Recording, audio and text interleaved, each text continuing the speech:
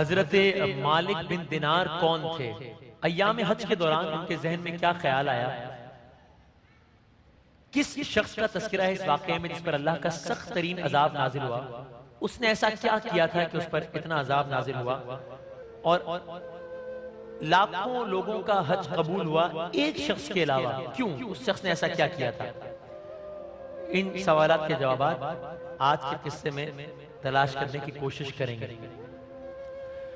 حضرت مالک بن دینار تابعین میں سے تھے، 8ویں صدی کے درمیان وفات پائی۔ کہتے ہیں ایک مرتبہ حج کا موسم تھا، خانہ خدا کا طواف کر رہا تھا، دل میں یہ خواہش پیدا ہوئی کہ کاش کچھ ایسا ہو جائے کہ کسی طرح مجھے معلوم ہو جائے کہ ان لوگوں میں سے اللہ کی بارگاہ میں کس کا حج قبول ہے، تاکہ میں اس کو مبارکباد دوں اگر ایسا کچھ ہو جائے، اور جس کے بارے میں مجھے معلوم ہو جائے کہ اس کا حج قبول نہیں ہے اس کو نیکی کی دعوت دوں، اس کے حق میں دعا کروں۔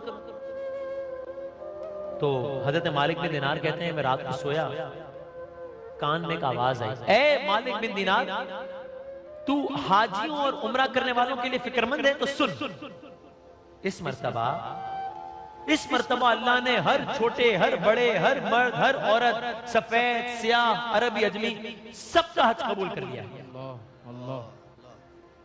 سوائے ایک شخص کا حج قبول نہیں ہوا۔ نہ صرف کہ اس کا حج قبول نہیں ہوا بلکہ اس شخص پر تو ہے اللہ کا غضب، اور اس غضب کی وجہ سے اس کا حج اس کے منہ پر دے مارا گیا۔ مالک بن دینار کہتے ہیں اس خواب کے بعد میری جو حالت ہوئی وہ خدا ہی بہتر جانتا ہے، مجھے یہ لگا، مالک بن دینار کہتے ہیں کہ میں ہی وہ مغضوب شخص ہوں، اللہ مجھ سے ناراض ہے، یہ سوچ کر سارا دن پریشان رہا۔ دوسری رات آئی، اسی پریشانی میں پھر میری آنکھ لگ گئی، پھر وہی آواز سنائی دی، اے مالک، جس کا ذکر کیا جا رہا ہے وہ تم نہیں، اطمینان رکھو۔ پوچھا پھر وہ کون ہے؟ کہا خراسان کا ایک شخص ہے، ایک علاقے کا نام خراسان، اس کا نام ہے فلاں بن فلاں، جو بھی نام لیا۔ مالک بن دینار کہتے ہیں صبح سویرے خراسان سے آئے ہوئے حاجیوں کے قافلے میں گیا، سب کو سلام کیا، پوچھا فلاں شخص کو جانتے ہو جس شخص کا بھی نام لیا گیا؟ انہوں نے کہا سبحان اللہ، اس نیک آدمی کو کون نہیں جانتا، اس نیک آدمی، اس سے بڑھ کر عبادت کرنے والا ہے نہیں کہ پورے خراسان، جس کے بارے میں کہا گیا کہ وہی ایک آدمی ہے لاکھوں میں جس کا حج قبول نہیں ہوا۔ مالک بن دینار کہتے ہیں مجھے بڑا تعجب ہوا لوگوں کے زمانے اس کی تعریف سن کر، کیونکہ خواب میں تو معاملہ بالکل برعکس تھا۔ بہرحال میں نے ان سے پوچھا اس وقت کہاں ہوگا وہ آدمی؟ حاجی نے بتایا 40 سال سے وہ شخص مسلسل روزے رکھ رہا ہے، ساری رات عبادت میں گزارتا ہے، اگر تم اسے تلاش کرنا چاہتے ہو نا مالک تو مکے کے کسی ٹوٹے پھوٹے مکان میں تلاش کرو، یا خراسان کے کسی ٹوٹے پھوٹے مکان میں تلاش کرو، وہ ایسی جگہوں پر قیام کرتا ہے۔ حج کا موقع تھا اس لیے مکے کے کسی ٹوٹے پھوٹے مکان کا۔ مالک بن دینار کہتے ہیں میں مکے کے ویران علاقے میں گیا، قصہ مختصر ہے کہ میں نے اس شخص کو ڈھونڈ لیا، گھر گیا، ایک عجیب و غریب حالت دیکھی۔ حالت یہ تھی کہ اس شخص کا سیدھا ہاتھ کٹا ہوا تھا، اس میں سوراخ کر کے زنجیر ڈال دی گئی تھی، اور اس شخص نے اپنے کٹے ہوئے ہاتھ کو زنجیر کی مدد سے اپنے گردن میں لٹکایا ہوا تھا، قدموں میں اس نے بیڑیاں ڈال رکھی تھی اور عبادت میں مشغول تھا۔ یہ وہ شخص ہے اس کے بارے میں کہا رہا ہے اس کا حج قبول نہیں ہوا، منہ پہ مار دیا گیا۔ مالک کہتے ہیں جب اس شخص نے میرے قدموں کی آواز سنی میری طرف متوجہ ہوا، کہنے لگا اے اپنے خدا اللہ کے بندے کون ہو، کہاں سے آئے ہو؟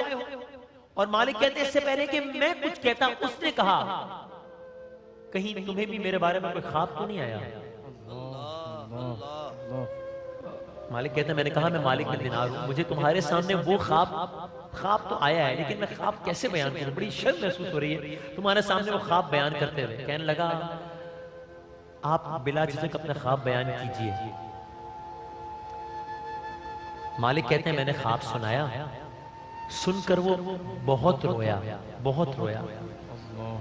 پھر کہنے لگا اے مالک بن دینار میں 40 سال سے حج پر آ رہا ہوں، 40 سالوں سے حج پر آ رہا ہوں، مسلسل 40 سال سے میرے بارے میں اسی طرح کا خواب کسی نیک بندے کو دکھایا جاتا ہے اور اسے بتایا جاتا ہے کہ میں جہنمی ہوں. حج پر آ رہا ہے 40 سال سے.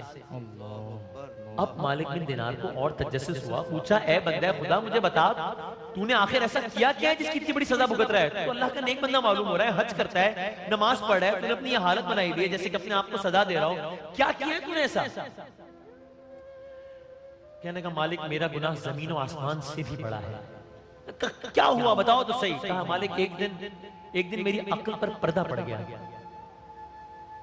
ایک روز نشے کی حالت میں گھر لوٹا, زوجہ نے دروازہ کھولا, میری بوڑھی ماں تندور میں آگ جلا کر لکڑیاں ڈال رہی تھی, خوب آگ بھڑک رہی تھی. میری ماں نے مجھے لڑکھڑاتے ہوئے دیکھا, مجھے تھام لیا, میری پیشانی پر اپنے کپاتے لبوں کا بوسہ دیا اور مجھے کہا بیٹا آج شعبان کی آخری تاریخ ہے, رمضان المبارک کی پہلی رات شروع ہونے والی ہے, لوگ صبح روزے رکھیں گے, عبادات کی تیاری کریں, تو نے اپنی یہ کیا حالت بنائی ہوئی ہے؟ اور تھوڑا سا ماں کو غصہ آیا, اس نے کہا تجھے حیا نہیں آتی, تجھے اللہ سے حیا نہیں آتی؟ کہتا ہے مالک اسی روز مجھے جوئے میں پیسے ہار جانے کا بھی بڑا غصہ تھا, تو ماں کی بات مجھ سے برداشت نہیں ہوئی, میں نے اپنی ماں پر ہاتھ اٹھایا, میں نے اس کو زد و کوب کیا, یہاں تک کہ میں نے اسے اٹھا کر جلتے ہوئے تندور میں پھینک دیا. میری ماں زندہ جل گئی, مر گئی. جب میرا غصہ ٹھنڈا ہوا اور میری زوجہ نے بھی مجھے لان تان کی تو مجھے احساس ہوا یہ میں نے کیا کر دیا. میں نے بس مالک اس دن کے بعد جس ہاتھ سے میں نے اپنی ماں کو تندور میں دھکا دیا تھا نا, وہ ہاتھ میں نے چوکھٹ پر رکھا, کاٹ ڈالا, پھر میں نے لوہا گرم کر کے اس ہاتھ کی ہڈی میں سوراخ کر ڈالا, زنجیر ڈال کر گلے میں لٹکا لیا, پاؤں میں بھی بیڑیاں ڈال لی. اس وقت میری ملکیت میں 8000 دینار تھے, اس زمانے کے حساب سے بڑی رقم تھی, 8000 دینار تھے, سب کے سب اسی دن غروب آفتاب سے پہلے صدقہ کر دیے. میرے پاس 25 غلام تھے, اللہ کی راہ میں آزاد کر دیے. میری جائیداد تھی, تمام جائیداد اللہ کے نام پر وقف کر دی. اس سال سے ہر سال حج پر آتا ہوں, 40 سال سے حج پر آ رہا ہوں, لیکن عذاب ٹلنے کا نام نہیں لیتا. میں نہ جیتا ہوں نہ مرتا ہوں. اے مالک بن دینار, یہ ہے میری داستان عبرت. مالک بن دینار کہتے ہیں میں الامان الحفیظ, الامان الحفیظ کہتا ہوا الٹے پیروں دوڑا, اسے روتا چھوڑتا آیا اور میں بھی روتا ہی رہا. شام کو روتے روتے میری آنکھ لگ گئی. میں نے پھر کسی اللہ والے کو خواب میں دیکھا, وہ فرماتے ہیں اے مالک اس شخص نے بہت عذاب برداشت کیا ہے, اس شخص پر اور ایسے ہر شخص پر اللہ کی لعنت ہے, مگر اے مالک اس کی ماں بڑی نیک خاتون تھی, اس نے تو اپنی ماں کے ساتھ یہ کیا, لیکن اس کی ماں قبر میں بھی بیٹے کی یہ حالت دیکھ نہیں پاتی. وہ وہاں بھی مامتا کے ہاتھوں مجبور ہے. وہ بار بار پکار رہی ہے اے پروردگار میں نے اپنے بیٹے کو معاف کیا, تو بھی اسے معاف کر دے. مالک بن دینار بتاتے ہیں صبح ہوئی, میں دوڑا اس شخص کے پاس گیا, اس سے یہ بشارت سنائی. اس نے میرا خواب سنا, خواب سن کر جھوم اٹھا, اور یہ خواب سنتے ہی اس کی روح قفس انصری سے پرواز کر دیا. اللہ تعالیٰ ہم سب کی ماؤں کا سایہ ہمارے سروں پر سلامت رکھے.